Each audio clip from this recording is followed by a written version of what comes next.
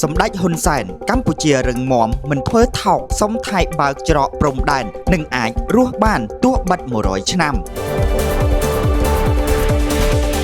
នៅល្ងាចថ្ងៃទី23ខែកញ្ញាឆ្នាំ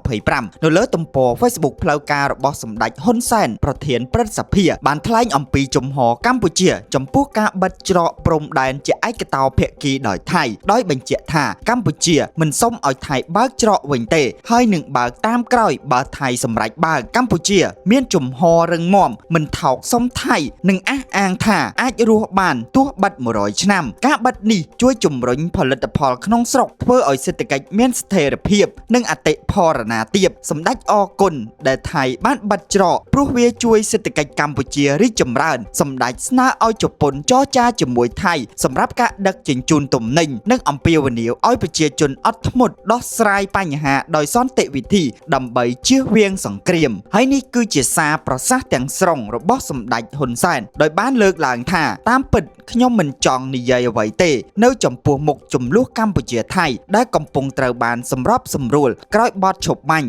ដើម្បីធានាថាជីវិតកងទ័ពនិងប្រជាជនមិនត្រូវស្លាប់និងរបួសទ្រព្យសម្បត្តិទាំងរដ្ឋទាំងឯកជនក៏ដូចជាហេដ្ឋារចនាសម្ព័ន្ធមិនត្រូវបានបំផ្លាញដោយសារសង្គ្រាមផ្ទុះឡើងវិញនោះឡើយប៉ុន្តែអ្វីដែលខ្ញុំចង់និយាយគឺការបើកច្រកព្រំដែនកម្ពុជាថៃដែលកន្លងមកនេះមានការនិយាយច្រើនដែលខាងកម្ពុជាភាគច្រើនចេញពីបងប្អូនអ្នកលេងបណ្ដាញសង្គមឯសម្រាប់អ្នកនយោបាយឬអ្នកដឹកនាំកងកម្លាំងប្រដាប់អាវុធនិងរដ្ឋបាលស៊ីវិលមិនមានអ្នកណាចេញមកនិយាយទេក្រឡេកមើលទៅប្រទេសថៃមានគ្រប់មជ្ឈដ្ឋានដែលមកនិយាយយ៉ាងច្រើនដែលតាំងពីលើដល់ក្រោមនិយាយតែបន្តបិទចាប់តាំងពីយោធាថៃបិទព្រំដែនជាឯកតោភាគីមកកម្ពុជាមិនដែលបានសុំភាគីថៃបើកច្រកវិញទេគ្រាន់តែប្រាប់ទៅភាគីថៃថាថៃគឺជាអ្នកបើកមិនបាច់ចរចាជាមួយកម្ពុជាទេហើយកម្ពុជានឹងបើកតាមក្រោយយ៉ាងយូរ5ម៉ោងជំហរកម្ពុជានេះនឹងមិនផ្លាស់ប្ដូរទេ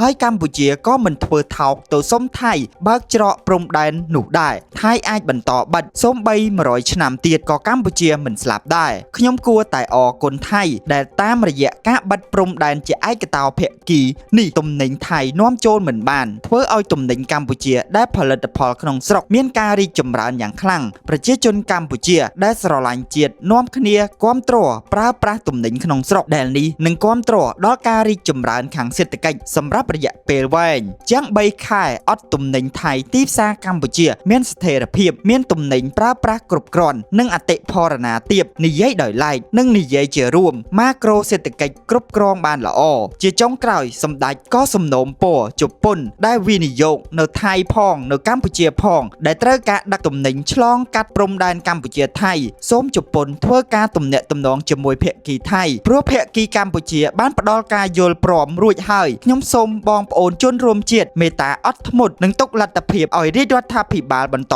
ដោះស្រាយដោយសន្តិវិធីយើងមិនអាចយកសង្គ្រាមដើម្បីបញ្ចប់សង្គ្រាមបានទេ